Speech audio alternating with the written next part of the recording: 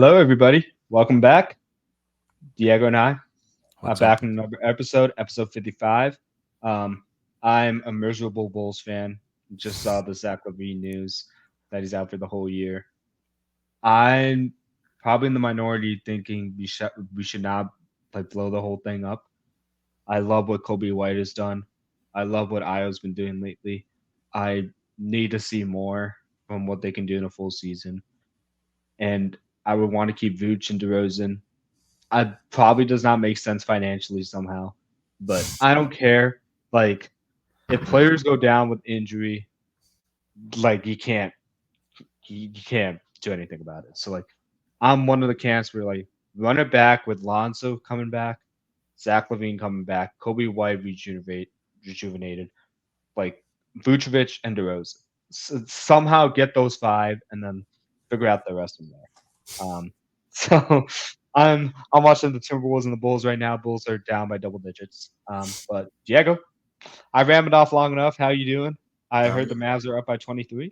yep, I'm doing great. The Mavs beating the Nets by 23 a year after trading for Kyrie, so that's fun. Um, and a lot of trade talks as well. We'll talk about that later. Kind of exciting. I love trade deadline season. Everything can change in a day, even less. I'm just waiting for that one Woj bomb or Shams tweet. I'm excited. Yeah, This is the most wonderful time of the NBA season, in my opinion. Just anything can NBA happen. Christmas. Yep. After the Rozier trade, like people are just like waiting for something to go off. So can't Yeah. blame you. Yeah, could be like the first domino to drop. We'll see. We'll see how it goes. Yep. I have a couple games I wanted to go through. I actually, for once, watched a lot of basketball. Really excited about it. Reminded me of like how much more basketball I should be watching. I've been so focused on getting ready for the Super Bowl and that discussion. Um, Probably the easiest game that I enjoyed this past week was watching the Heat and the Clippers. I just enjoy the way the Clippers play defense, Hmm. um, and it really showed in this game. And the Heat just clawing their way back, playing with 100% hustle and effort, kept them in that game until the very last minute. Clippers made some boneheaded mistakes on offense that they shouldn't have. But overall, it was a lot more dominant than the score indicated. Kawhi looks like his normal self. He's dropping 36 on a regular. He just dropped 36 in the Hawks yesterday. So, like, he looks impressive. Harden looks in full command, not dropped off, not washed. And speaking of the Nets and like Kyrie coming back from that trade, like it just looks worse and worse for the Nets that they couldn't figure out a way to like maximize all this talent and plus the talent not being on the court long enough because Harden doesn't look like he's missed a beat. Like Yeah, Westbrook didn't have one of his best games and like they still managed to like throttle the Heat. George was shooting badly from three, but to Kawhi. me, one of the reasons like we talked about the Clippers last week, like they are title contenders and it's real. Like the only thing stopping this team, I talked about this with you off air, is injury. I am not worried about like their defense. I'm not worried about their star players. I think they'll rise to the occasion with anybody. I think they can lock down Steph, Clay. I think they can lock down LeBron, AD, regardless of their size issues. And you got to think about Zubac coming back. I don't know if he's back or not entirely, but regardless, they have enough depth. They have one of the best depths in the depth charts in the NBA. I'm all in on the Clippers, like coming out of the West at this point. No, I definitely agree. I didn't get to watch the game at all, but one thing I did get to watch is this YouTube channel film session, and the guy just kind of goes over every play or every like boneheaded play or good play that like a defense or offense might have.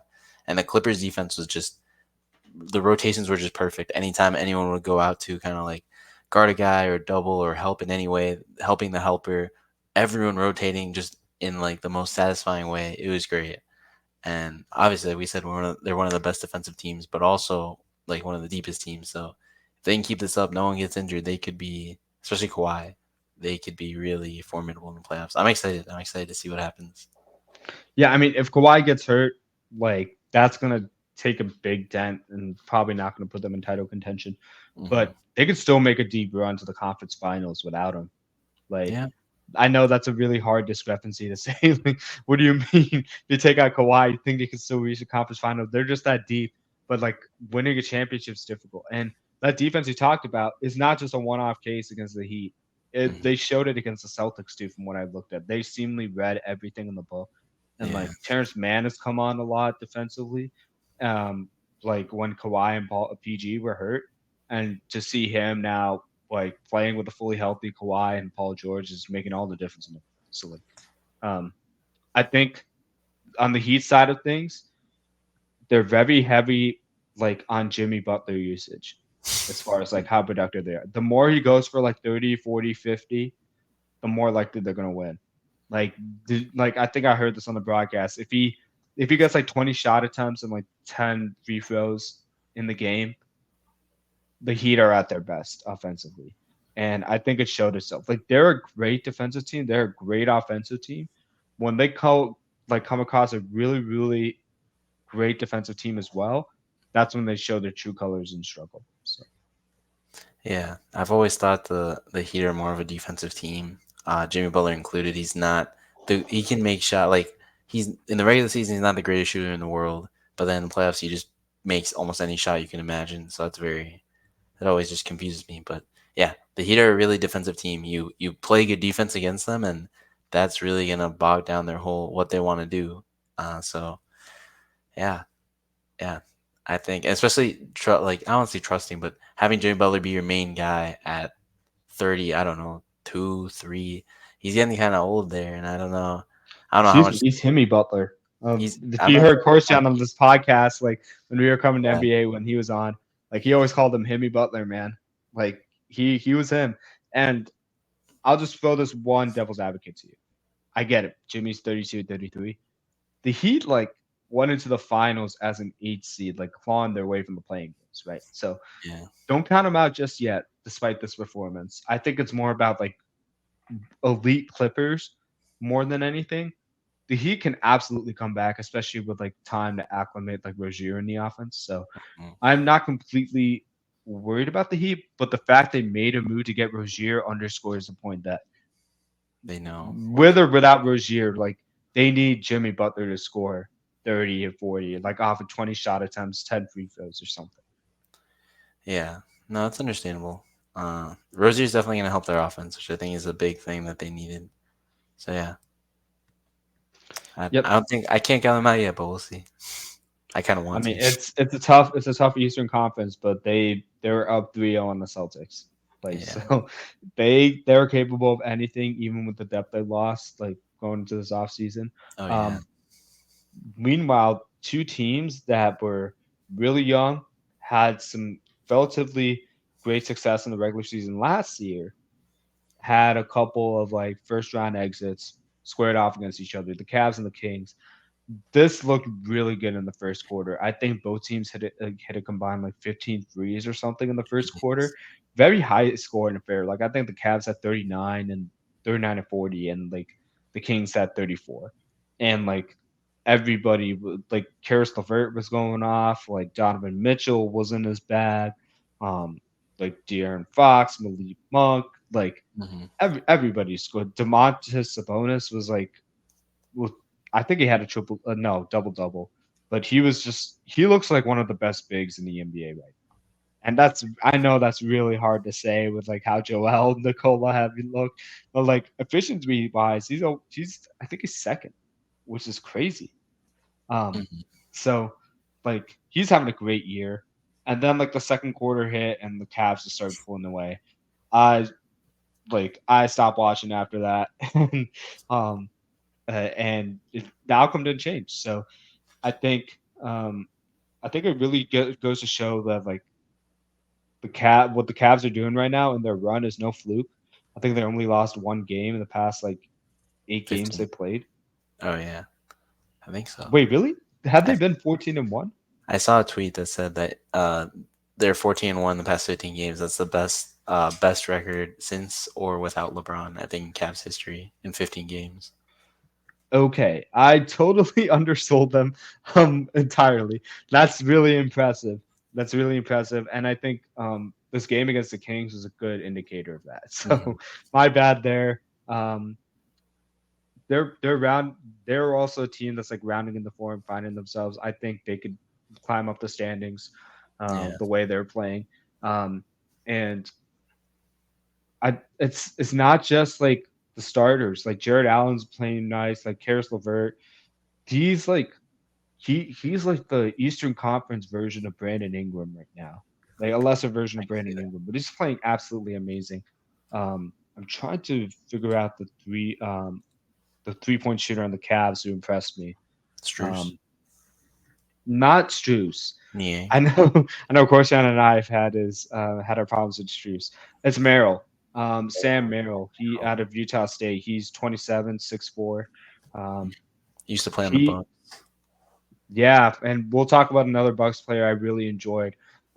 He's playing really well defensively and from the 3 point line, like a 3-and-3 guy. You Hmm. need those kind of guys like in your rotation in the playoffs, and he's looked awfully impressive to me.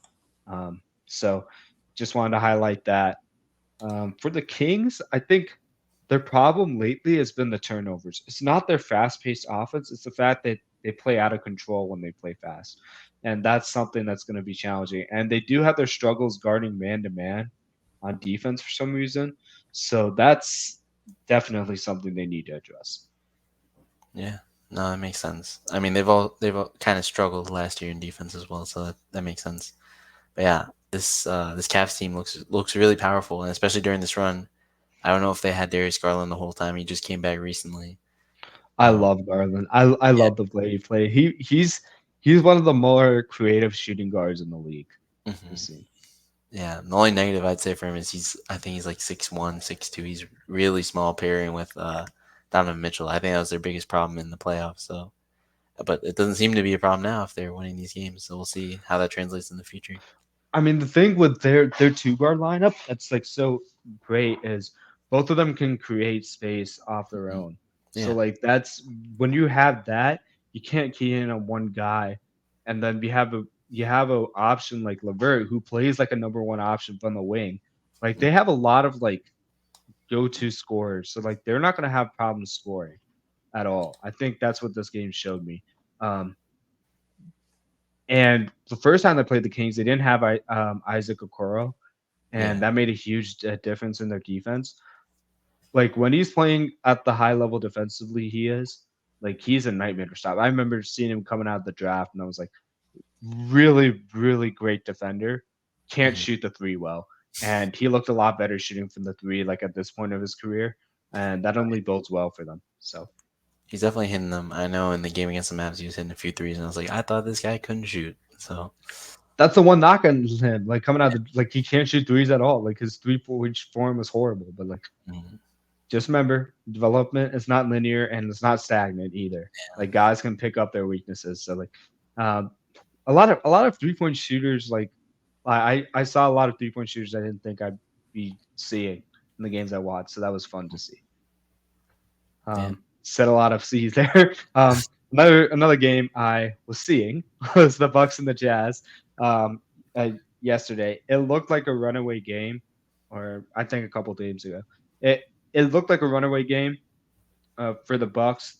They just looked, and they're playing without Middleton and oh, another starter. I think it was Lopez. Um, they're playing without two of those guys, and they looked absolutely dominant against the Jazz. Like in the first half. And mhm, then I fell asleep because I'm like, okay, the Bucks are gonna win this. Woke up the next morning, I saw the Jazz won. I'm like, what yeah, happened? Like, I was just so confused. But during the stretch, I saw them play. Like the 3 point shooting on the Bucks was like really impressive. I think in particular they got a huge spark from um, Bengals wide receiver AJ Green. yeah, Um, he made a return. No, in all, I'm just kidding here. But like this guy, I think is a rookie, like undrafted rookie.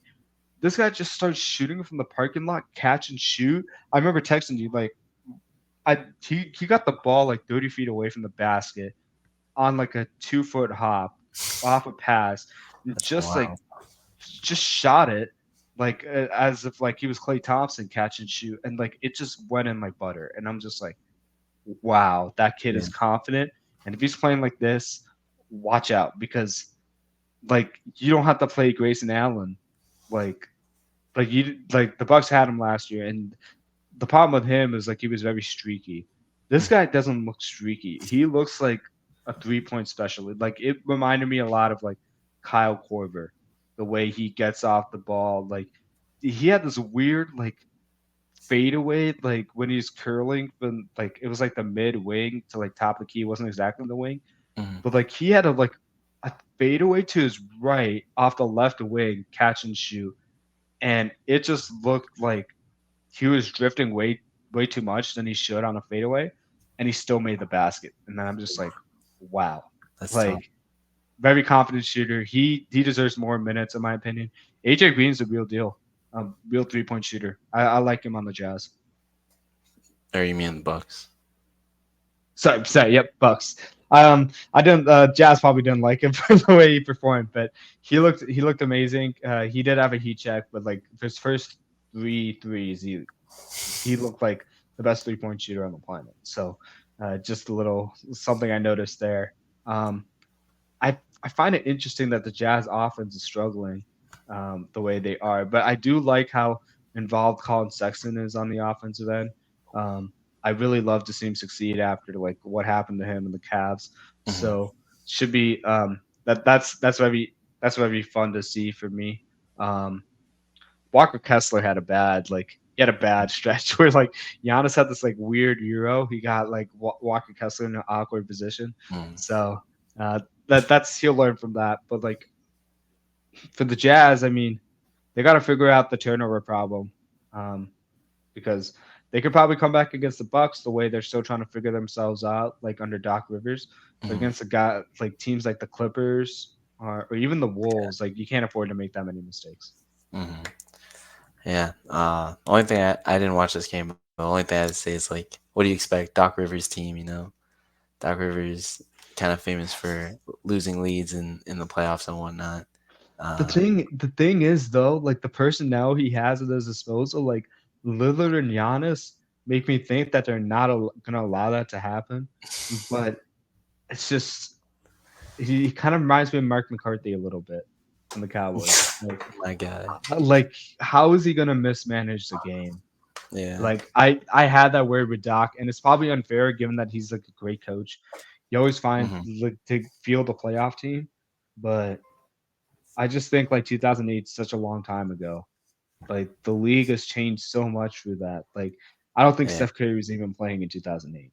So Mm. that just God. goes to show that like that so much has changed. Like it's a different if it's a different league. There's a different team he's dealing with. Um, but like I love like Giannis and Dame as players, like on and off the courts, and I just want to see them succeed together. So I'm hoping this works out for them. But um, yeah, that's a bad loss going into the All Star break. Yeah. Quick funny note on on Doc Rivers. I saw one tweet where it was saying just like this team won a championship, like the 2008 Celtics team. They won a championship with Doc Rivers as their coach, like making it seem like it's such a challenge to do that with Doc Rivers. I thought that was funny. But I yeah, mean, that was makes the Big Four impressive, dude. They did it with a bad coach. I'm just yeah. kidding. I'm just kidding. Like, they This have is to. his I don't know. chance to redeem himself. We'll see if he I can do it. the way he's looking with this many teams. Like, think about it. He's been on the Clippers. He's been on the 76ers. Yeah, he's the coach of the Rockets. Maybe. No, I don't think so. Okay, I'm tripping there. Like he just seems like a Rockets coach to me for some reason. Yeah, Um, and then on the Bucks now. So he's had like four different teams that he was on, and like that are huge. That are very good teams. Have a lot of that's power. a lot of teams like with a lot of talent that like he Mhm. hasn't been able to capitalize on. Especially those Clippers teams. That's like Lob uh, City Clippers. yeah, that team like I felt like got robbed. Like they should Mhm. have one championship, but Yeah, there's a good YouTube video out there about that. How they basically just like it was either injuries or just the worst of luck, them and and the Thunder. Like I'm for some reason I stumbled across like the Westbrook, like he was about to call a timeout, and then he was going against Beverly, and then Beverly just like went for the ball, and he ended up mm. tearing his ACL, and I was just like, oh my god, what Oh could have been? That's yeah, like one of the worst ways to get injured, dude. yeah, Like, that was probably the 2014, 13, 14 season because I think right. that's when KD won his MVP because of that. Yeah, Interesting that stuff. was like I was like, really? Like a star player has to get injured like off of that, and like it just reminded me of like, oh, the Thunder and then the Clippers. Like those are the two teams that like they they should have had championships long ago. And they happen to be the two teams that are at the top of their conference right now. So maybe that changes this year. So we'll Who see. knows? We'll But see. definitely woulda, shoulda, coulda. Yeah. All right. Speaking of the Bucks, we've been talking about the Bucks a lot. Um, there is trade speculation going on, so we're gonna have a later segment on other ideas. I know, as a Mavs fan, you're looking for a lot of options there, but for Hmm. now, let's talk about um, Grant Williams and Bobby Portis. Swap them there. What do you Yeah. think about this idea? Do you think it's reasonable? What are the disadvantages or advantages you think a trade like this could have? Yeah. So, well, just talking about the money, the money actually almost perfectly evens up. Grant makes 12 million this year. Portis makes 11, and so feasibly, like player for player, it works. Um, I would be surprised if it's just a single trade for Grant, just because of how streaky he's been. He started off the year looking like a steal. In I don't know if it was free agency. I feel like it was. Yeah, a steal in free agency. Um, but now more recently he's been actually playing like hot garbage. It's been really weird. So I would assume we might need some picks for that as well. But just player for player trade, I definitely like this because one, it gives us a guy who's taller than like 6'6", which we have like none of, and he can shoot. So yeah, and then defensively, I'm not worried just because we need size, especially at the four. It's really tough when you're He's a too pretty tall. good defender, and he brings some Yeah, physicality too. yeah. Portis is underrated. He's worked a lot on his baseline shot Hmm. since coming to the league and his 3 pointer. Um, Still have a signature on my Bulls hat, so Yeah, really excited about that. yeah. But personally, I haven't watched much of the Mavs this season, so I can't give you an accurate take. I My only Mavs analysis comes from like deferring to you on like what Mhm. you told me every single episode Yeah. of the season. Um, I think because of the size, the Mm, topic you're talking about, Portis makes a lot of sense. Um, for the Mavs, I would look at other options. I would try to figure out what's going on with Williams. If there's anybody who can get the best out of the player, it's Jason Kidd. Um, I think it's one of those situations where like you need a bench Grant Williams, have him figure yeah. out like, well, how is he not being productive for the team, and get the most out of him. Just because it's like, think about this: you're making an investment on a player, like literally like 6 months before, Hmm. and then you decide to cut bait. Like I think that's just too soon to evaluate a player like that. So that's the only thing I would caution against. I would try to look elsewhere for supplementing the big options. But if you don't have any other options, this I don't mind it Hmm. because you're not like it's not you're not trading Luca. You're not trading No. Kyrie. Like you're still like in like having the core of your team intact. You're just kind of retooling it based on the weaknesses of the roster. So Hmm. um like the Portis can still give you the 3 point shooting. It's like I think from the sense of you're not losing too much of the 3 point shooting really by trading away Grant Williams. Um that No. idea I can slowly come around. So Yeah, we'll see. Um, I like this trade just thinking about how Portis can help us. But yeah, I do agree. Like Grant Williams playing at his best would be, I think, better than Bobby Portis, in my opinion. But he's people forget the Celtics trusted him to lock down like the opposing like players' best offensive player. So hmm, like that's Grant Williams' upside. yeah, That is something the Mavs did not have going into like the offseason before the fall. So like there's a reason why they signed him. So like hmm, it's kind of like if I'm a Mavs fan, I wouldn't feel great about this trade because it's like we lose a wing defender, hmm. but like from the offensive side of the ball, like Portis can give you a lot more diversity. In my opinion, that can help like complement what Luca and Kyrie like to do. No, yeah, definitely, definitely need more. I want to say more shooters, but I mean, with Grant not shooting well, that helps. But it just depends on how he plays. I feel like so we'll see. But yeah, I think it could be interesting. I know there's a lot of other trades that we'll talk about later. Sadly, for everyone else, mostly Mavs related. Yeah. Doing a quick pivot here. I just saw the halftime score of the Wolves and the Bulls. I just want to cry. Please end the season as soon as possible. The Timberwolves are up by 22. So um, but that just goes to show how far off we are and how we will continue to be far off without Zach Levine for the rest of the season. So Yeah, with that, Diego, I'll let you take it away with other trade ideas you wanted to float around. I know you're really excited about this part of the season, so yeah, I'm sure you got a lot to discuss. yeah. So first other trade, heard a lot of chatter about PJ Washington kind of getting moved around, especially to Dallas would be interesting. Again, more size.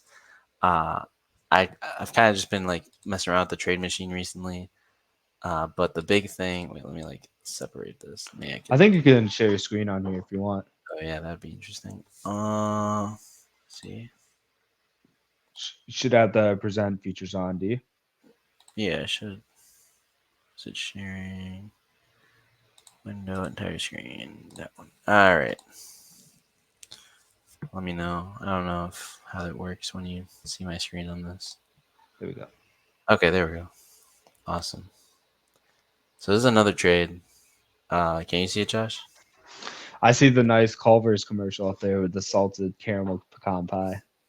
Yeah, that actually Yep. sounds amazing. No, but anyway. So if you guys can't see it, you have PJ Washington going to Dallas Mavericks, and the Dallas Mavericks would give up.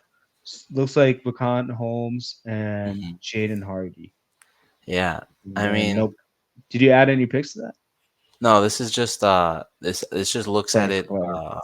like money wise. It doesn't take into account picks. I mean, I don't think if anything they should be giving us picks for this because Jaden Hardy I think is a really good player, only in his second year, a guy who's really shown flashes of being like a good, like at least off the bench like microwave point guard. And Rashawn Holmes, I mean, he's just Rashawn Holmes. He's like 6'7", 6'6", like playing center. It's just kind of he's not even a center; he's a forward. They're So mainly I'm just fine. giving the Hornets a body. Yeah, and I mean, I'm fine with that, especially like what are the Hornets doing?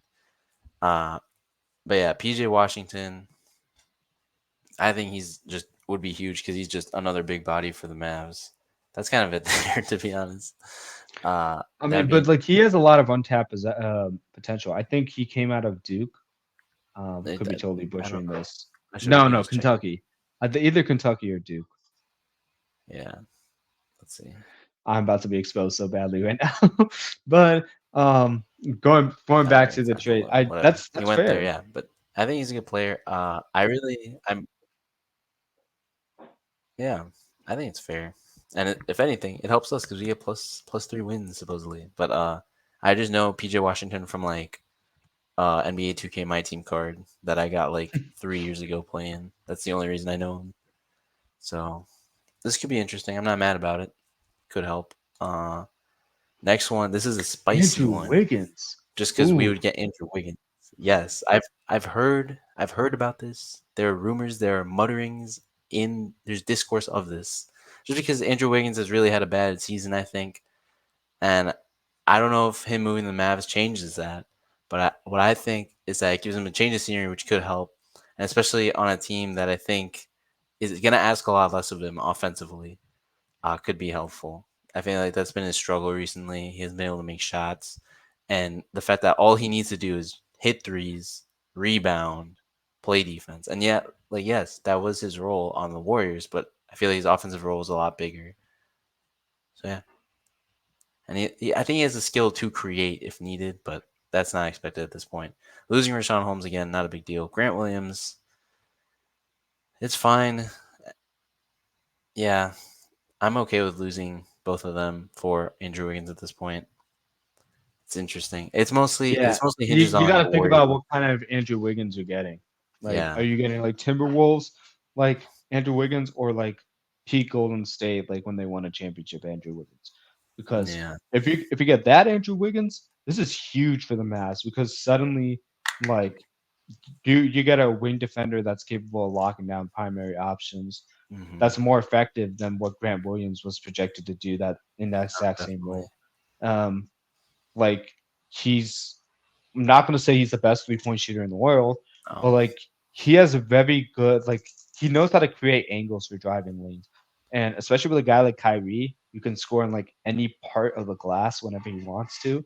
Like he just offers a different dynamic driving that it's gonna add. Is he just adds different capabilities where you have your two slashing guards hmm, slash wings, and then you have Luca who likes to create space with skill, like from the 3 point line, like the upper echelon areas of the paint. So like you have different ways to attack the defense, and I think it's going to be great because like well, Wiggins can do so much with his size. I yeah, don't like the turnaround aspect, like the isolation part of his game, but no, like on the Mavs, he's gonna be asked to do that maybe like once or twice in a yeah, game. not as Like much. he's not gonna be doing that often. No, yeah, that's why I would be kind of excited for him. But I feel like it's kind of a fleece, depending on how Wiggins plays, obviously. But it's like the Warriors, they would have to be really desperate to get rid of him for this to work in this situation. I don't know if we figure out some other package for them, possibly a pick instead of a player somehow. I I don't know. think Grant Williams is perfect though because like it's kind of Hmm. like the archetype that Golden State wants from that three position, where it's like great defender. Like Yeah, if you think about can Andre shoot. Iguodala and Yeah, like Wiggins, like Grant Williams can shoot the three.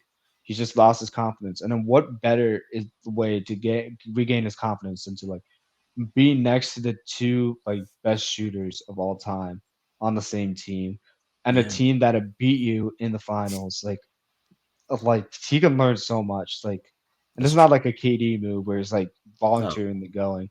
It's a move based on performance, and I think it would help. I think he's gonna help Draymond. Draymond's gonna get the best out of him, like defensively. true. I think this is a great location for Grant Williams, to be Low honest. key, him and Draymond, I feel like have similar builds. Like short, stocky, can And guard no, up. not just that, demeanors, like how they play. Like, do you call a tantrum? I don't knock you for that. um, I No, think they can motivate each other. It's gonna make the team better. I'm thinking about the whole Jimmy Butler being guarded by Grant Williams last year in the playoffs situation. That's a kind of Good gosh, Anthony Davis had a triple double today. Look at those oh, stats: 26 points, 15 rebounds, 11 assists. where is Brandon it? Ingram had 41. Wow, wow. Interesting. Uh, I think this is we already talked about that trade. Now we get this. This I had seen a little bit of. Um, I just like this because salaries match. That's nice. But the biggest thing is an actual center. Now he's not over 6'10", which is kind of sad. But a guy who could play center and like Dwight Powell is a good center, but Daniel Gafford is one younger, two I feel like slightly more skill, like it's close, but just the youth for me is a big thing. I mean, Dwight Powell just feels like, and like I don't want to trade him because he's like the sort of like Nick Collison type of guy that's just integral to this team at this point. So yeah, but I mean, just another lob thread I think would be interesting. Size. We're just looking for size of any kind. Like just please. But yeah, this is another trade. Kyle I Kuzma was like also I like this trade the least, man. I yeah. I get it. Yeah, you're going for need here, but I think you're trading away like too much talent. Like I don't think Gafford's floor like right now looks better than Williams, but I don't think Okay, his ceiling is as high as Williams. This makes this a very risky move for me. it's And true. it's like, okay, you get a center, but how much does that move the needle for you? Like Yeah, it's more just back to offensively? minutes. Yeah, it's just like you're trying to figure out minutes to figure out your guys. You might as well sign an undrafted free agent center that you're It's looking true. for that make this trade. So I I'm not a huge fan of this. Gafford has some game. I like He's from improved. what I remember he was from on the what I've Bulls seen, before, but wasn't like he? yes, yes. I remember Portis was saying I would love for Gafford to be on our team because I think they both came out of Arkansas, same college. Mm, Um, yeah. yeah, and he stuck around for a bit, but like he wasn't noteworthy. So like I Hmm. haven't kept tabs on him since, and That's probably why I'm like, I don't feel good about this trade. But who knows? I might be wrong. I'll have to watch him play because like I haven't seen anything where it's like Daniel Gafford like a real difference maker. Mhm. Um, Oh, maybe what you're maybe I what you're looking for what you're looking for in these trades is like a difference maker or a key contributor.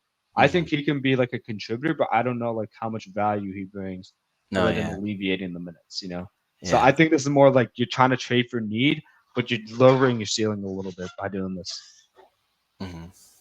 Instead of fit. Jeez. Yeah. I think I might have gotten mixed up with oh my god, Wendell Carter, who also played on the Bulls, but has played a Now lot better on the that would Magic be a now. But I think great Gafford move. has improved a little. If you Yeah, get that's what I Wendell was. Maybe Carter, that's where now I got that's different because Wendell that. can shoot the three now. Like Yeah, no, he's definitely interesting, but I don't. I would be very surprised if we got a shot because I mean, the Magic defensively are fine. Their starting forward spots are both filled. They don't need Grant Williams at all in that sense. He would just be a bench player, so could be interesting. I don't think that would happen. and I don't think they want to let go of Wendell Carter either. No, they Like know what that's they have. They're not giving that up. yeah. Yeah, so Cool. Well, that's kind of all the thanks trades I got. Uh, thanks for sharing the trade only machine. got some slight. Um, do you know when the trade deadline is? It is what they say is sixth. It's Thursday. No, I know it's Thursday. I want to say the date. It's Next Thursday, 3 Thursday. p.m. Eastern time. Oh wow, Just this Thursday. yeah, Wow. it's Okay. when the fun begins. So We're closing in. lots of Mavs content, guys, but I think it's going to be a fun set of days until then. Um, Hmm. we'll talk about that next week, as well as some of the games we've been watching.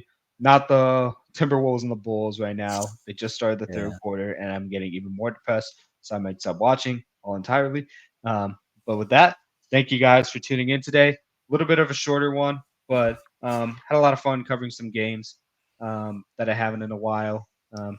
I realized what it's like to watch basketball. Diego is pointing at our. Oh my gosh, I'm losing words here. I'm just spitting words right now. Our Instagram handle, hmm amon.a.mission. That's you can find us there. We will upload something on the Instagrams. I've just gotten back into a different fitness routine challenge, so I carved out a little bit more time on my hands to do that. So feel that's free good. to tune in and the Instagram when we put our posts on. Um, Also, you can follow us at Amon a Mission. We upload all of our podcast episodes that you're listening to on there. Um, I have a 100. bunch of YouTube clips to upload from the past 3 episodes, so stay tuned for that. And as always, guys, we'll see you next week. Enjoy yourselves and take it easy. See you guys.